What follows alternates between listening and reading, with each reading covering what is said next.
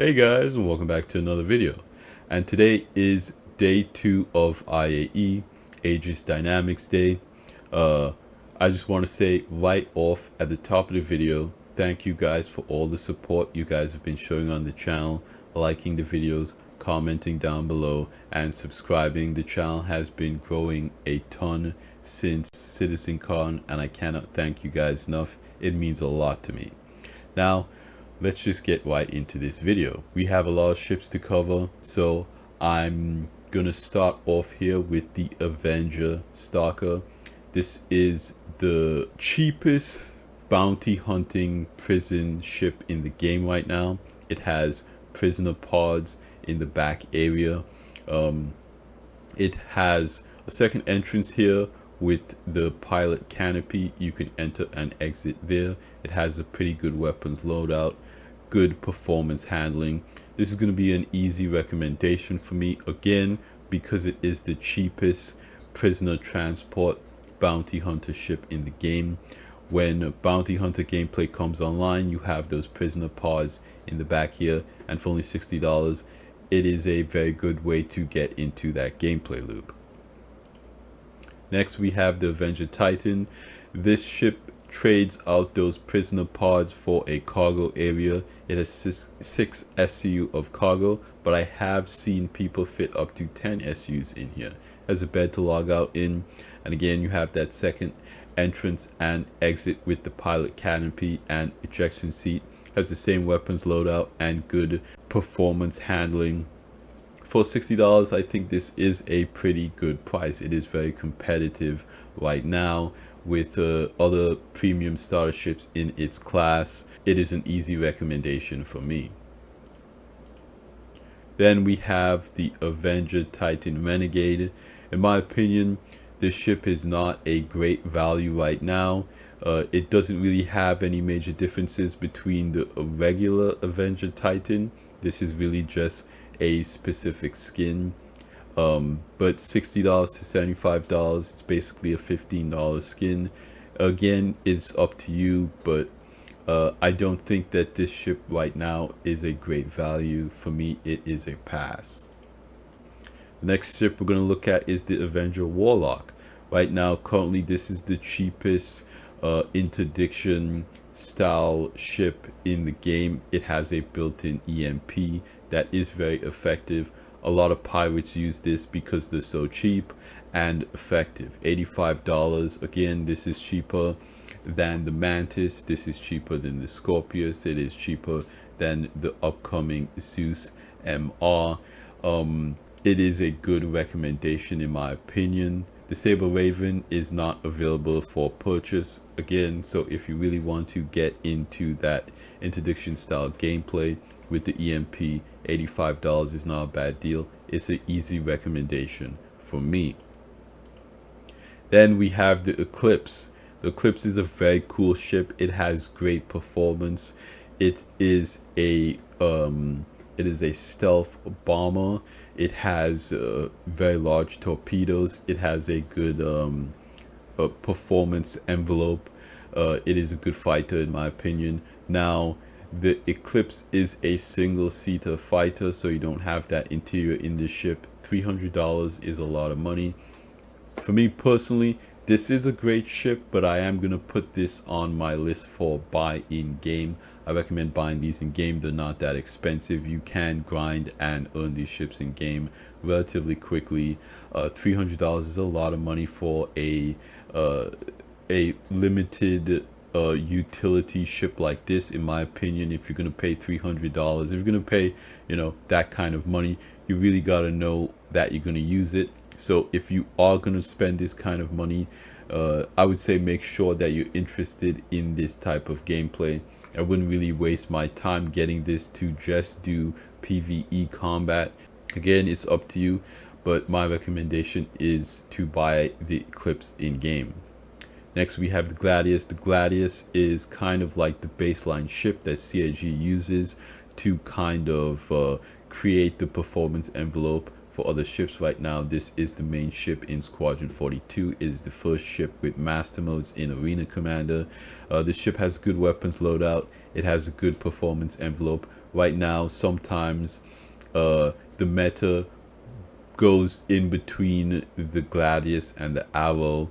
Right now, it kind of favors the Arrow, but it really all depends on your skills as a pilot. So in my personal opinion, this is a very effective light fight. This is an excellent ship.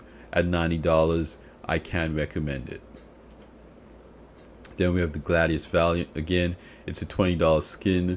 I would say it's a hard pass. Don't worry about this ship.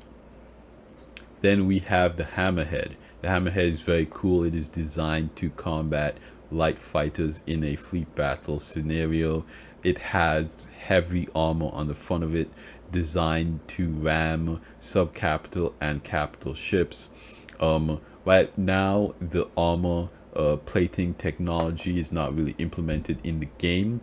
This ship has a lot of shields, it has a lot of firepower, it has cargo with a cargo ramp, it has the internal amenities that you need to support the crew that mans all of these guns. $725, in my opinion, is not a bad deal. If you are in an org and you do that type of org battles, I really wouldn't use this ship as a solo pilot because it has no pilot controlled guns. So if you're a solo pilot, I would say pass on this. If you play with friends or you're in an org, $725 I don't think is a bad value. Next we have the Idris P. This is one of those limited hull ships that is being sold in waves. Right now, this ship sold out in like 2 minutes. A lot of people are really interested in this ship right now because Squadron 42 is feature complete and it's in the polishing phase, and CIG has announced that this ship will be available with Squadron 42 or shortly after that. So a lot of people are very excited about it. It has decent cargo. It has that large hangar on the inside. It has the doors that open in the front, a ramp that goes down to the back. You can put ground vehicles on this because these large engines on the side here, they're VTOL engines, so you can land on a planet. It has very large landing gear. It has all the amenities you need inside. Now, if you do miss the opportunity to buy it during IAE, you will get a second opportunity during Fleet Week because this is a military UEE focused ship. And during Fleet Week, these ships are available again in waves. So yeah, $1,500. Again, I would only recommend this ship if you are interested, if you know that you're interested in this specific gameplay or in an org. Next we have the Javelin. This is another limited hull ship, and just like the Idris, it is in active production. I believe in the polishing phase because it's in Squadron 42. This is the hero ship of Squadron 42. $3,000 is a lot of money. It has an internal hangar. It has massive torpedo tubes, I believe. It has a lot of engines. This is the old design that you're seeing here. The new design, the one in Squadron 42, is a bit updated. It looks even better in my opinion. We'll see what the gameplay ends up landing up being. Again, I would only recommend it if you're in an org. I do not recommend these ships for solo players, but I could be wrong. CIG hasn't told us exactly what the NPC gameplay is going to look like. If you're a solo player and you want to man this ship with NPCs, that might be possible. But I would say it's too soon to say, and I wouldn't buy it this specific IAE. I would wait until we know more about NPC gameplay. Then we have the Nautilus. I love this ship. This is one of my favorite ships in the game. I love the design of this ship. I've owned this ship before. The gameplay loop is incredibly unique. It lays mines, and it also deploys combat drones, gun drones. It has 2 size 7 weapons in front. It has 2 turrets on either side. It has cargo with a cargo ramp. It has crew quarters, captain's quarters, great visibility out of the front of it. This is an absolutely gorgeous ship. Right now, we don't know what the mine lane gameplay is going to look like, but it is the only ship in game that really does that. So in my personal opinion, if you're interested in this gameplay loop, you know, this is the largest ship and the only ship that can really do that. So $725, I don't really think that's a bad deal. I personally don't have it in my fleet anymore because I wanted to get a ship carrier for other star systems, so I ended up getting the Polaris, and my goal is to run the Polaris with a couple of buddies and an NPC crew. Again, that is kind of risky. Personally, you could run the Nautilus with realistically 5 people, a pilot, 3 turret gunners, and then an engineer. It does not have a medical bay on board, but that might change when CIG actually updates this ship from concept to in the full game, because it kind of looks like these size ships, more and more of them are getting medical bays, but the Hammerhead doesn't have one, so this might not either. But I don't know, $725 though, I think that's not a bad deal. If you want to CCU up to this, I could recommend that. This is a really cool ship. Then we have the Reclaimer. This is a really awesome ship. This is the large salvage ship. It has a lot of cargo. It has that cargo elevator. It has great crew amenities. It has 2 salvage beams. It has the claws. It has a lot of turrets on it. This ship puts out a lot of DPS. It has that heavy armor. It's not the easiest thing in the world to fly, I'm not gonna lie. It is pretty difficult to maneuver, but it at $400, in my personal opinion, this is an easy recommendation. If you compare it to other industrial ships, it falls right in that price range. And ultimately, at the end of the day, this ship is pretty expensive to buy in game. It takes a while to grind to make enough money to get a Reclaimer in game. And you know, with the gameplay loops that you're going to be involved with, you might want to CCU up from something that has LTI. That way you have that insurance security in the future. In my personal opinion, picking it up right now, it is of course IAE, so you're going to get it with that 10-year insurance. You know, again, that's if you buy it with right now, $400. I would say it is a easy recommendation for the Reclaimer. Salvage on a massive scale. And in the next patch, salvage is getting structural salvage, also known as hull munching. So the Reclaimer's gameplay loop is just going to continue to get more deep and involved. And if you know you're interested in salvage, again, this is going to be the ship you want to get a couple of buddies. I think you'll be able to man this again with 3 to 5 people, easy. Next we have the Redeemer. This is a heavy gunship, and this is actually a really cool ship because it was originally made by the community. Yes, that's right, CIG had a contest to make the next great starship, and this design is the one that won. Someone from the community designed this ship. It's a very cool ship, and CIG put it in the game. Now, when they did do that, they realized that they needed to kind of fix the ship up a little bit, so they took it out of the game and they reworked it. It was originally a drop ship, but they realized they had a lot of other drop ships in the game, so they decided to make this a dedicated gunship. The Redeemer is very effective. It has a ton of shields. It has a ton of firepower. It is relatively maneuverable. For a solo player, it's a bit of overkill, but if you have a couple of buddies going with you, you can do those high-risk target missions no problem. And in fleet battles, these things are totally invaluable. They are great for laying down the firepower and keeping the pressure in those large fleet battle type scenarios. I've seen a ton of orgs really utilize these ships in events.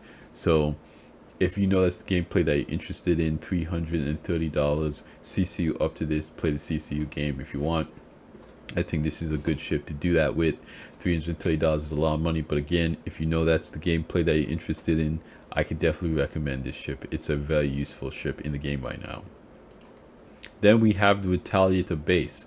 Now this ship was recently teased at CitizenCon to be in development. Right now the ship is in concept, and the Retaliator base is the modular version of the Retaliator. It has an internal module that can be swapped out to different things, like a habitat module or a missile module. It really depends. CIG had shown some modules that could be coming with this ship, but they haven't sold any modules with the ship, to my understanding. Now the interior is kind of like a submarine. It's a bit cramped, but it is very usable. You have beds to log out in, those types of amenities. It has the turret on board pilot control guns. For $150, in my opinion, this is a very versatile and great gunship. The design is gorgeous. It is one of my favorite looking ships in the game. To me, this is an easy recommendation. Next, we have the Retaliator bomber, and this is kind of an interesting ship in an interesting place, because $275 isn't really a bad deal for a bomber. If you compare this to the Eclipse, this has a full interior. It has a turret for your buddy. It has the design. It has those large torpedoes. It doesn't handle as well as an Eclipse, but it's also cheaper than an Eclipse. So for $275, I don't think it's a bad deal. But in comparison to the Retaliator base at $150, that torpedo module is $125. The torpedo module is almost as much money as the entire ship. So I don't know if the Retaliator base is going to go up in price before it gets added to the game when the concept sale is over, or if CIG is just going to make the Retaliator base and make the torpedo bay a module. So CIG has two options with this ship. They can make the torpedo bay bespoke to the Retaliator bomber, or they can make the torpedo bay a module that is compatible with the Retaliator base. Now if they make the torpedo bay a module that is compatible with the Retaliator base, then I would say just get the Retaliator base and buy the module in game. $275 again, $125 more money. And actually, the Retaliator bomber is the loaner ship for the Retaliator base. So if you buy the Retaliator base, you get the Retaliator bomber. So in my opinion, there's no real reason to buy the Retaliator bomber right now until CIG makes the Retaliator base and we know if that module is going to be bespoke to the bomber, or if you can equip that module in the base. If you can equip that module in the base, I don't recommend buying this. But right now I don't recommend buying this anyway, because you get it as a loaner for the base. So just buy the base and save yourself $125. So this is going to be a hard pass for me. But it's a very cool ship. It's just one of those things where we have to wait and see where it is in terms of development. Next, we have the Saber. This is a great medium fighter. It is very capable. It has 4 guns. It is a single seat fighter. It has pretty decent shields. At $175 though, it is kind of pricey. It's not crazy though. It's really up to you. I would say this is a buy-in game. It's not that expensive in game, and it's one of those things that you can just grind for in a weekend, doing salvage missions. I know salvage was nerfed a bit lately, but you can still make it happen. $170 in my opinion. You don't need to spend that kind of money on this ship. Just buy it in game. This is going to be a buy-in game for me. Next, we have the Saber Comet. Again, there's no real difference between this and the regular Saber. I think it's really just a skin that you're paying $15 more for. This is going to be a pass for me. Again, if the Saber is one of those ships that I recommend buying in game, I definitely don't recommend this. For $185, the Saber Comet, in my opinion, doesn't offer enough more to warrant that price. This is going to be a pass for me. Okay. Then we have the Vanguard Harbinger. This is the torpedo version of the Vanguard, $290. It has good firepower. It has good shields. The ship is kind of tried and true. You can't go wrong with the Vanguard series, in my opinion. $209 is a lot of money, but you can CCU up to it. Yeah, it has a bed to log out in. It has internal storage, gun racks, very good amenities for what you need in game right now. I've been flying this ship a lot because it's a loner. It's one of the loners for the Polaris, and it's a lot of fun. When the Pyro Playground was out, this was basically my go-to ship in Pyro. So yeah, if you want to pick this up, it's going to be easy recommendation for me. Vanguard Hoplite. This is the drop ship variant of the Vanguard series. It has jump seats inside that will place the bed to log out in, and a lot of those amenities. In my personal opinion, if you're interested in dropship gameplay, if you have an AUG, this is not a bad ship to get. But personally, you can always buy it in game. $240 is a lot of money for just that dropship functionality. It does have the same weapons loadout and performance characteristics. It's up to you, but in my personal opinion, this would be a buying game unless you have an AUG and you really want to do that dropship style gameplay. Then we have the Vanguard Sentinel. This is the tech warfare version of the Vanguard. I believe it has an EMP, same weapons loadout, same shield, same performance profile. It has a bed to log out in, and those amenities like internal storage. $275 is a lot of money in my personal opinion if you want that EMP gameplay.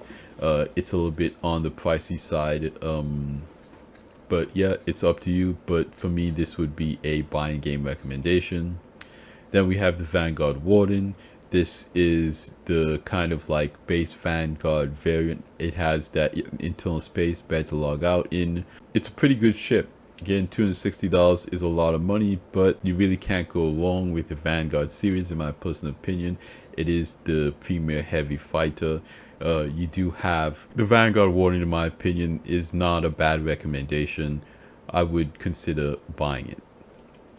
And then last, we have the Vulcan. This is a very cool ship. This ship is the entry-level repair, refuel, and rearm ship. The larger version of this would be the Crucible. The Crucible has the ability to repair, refuel, and rearm. But I would say the Vulcan is a lot more mobile than the Crucible. Okay, the Vulcan has the ability to deploy those drones on the go, like you see in this picture.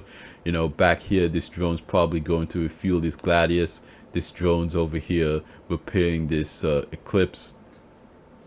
And you can also rearm. So that means if you own an AUG and you have a bunch of fighters out in the field that use ballistics, you can have the Vulture deploy these drones and rearm them. This is going to be very valuable in the game in the future. Again, we have a little bit repair gameplay with the salvage, hull stripping. So right now, I think this is going to be a very interesting ship. This is going to be a ship that you're going to want to keep your eyes on. Okay. It does have an interior bed to log out in. If you're a solo player and you're interested in the repair, rearm, and refuel gameplay, again, the larger, like the Starfare can also refuel.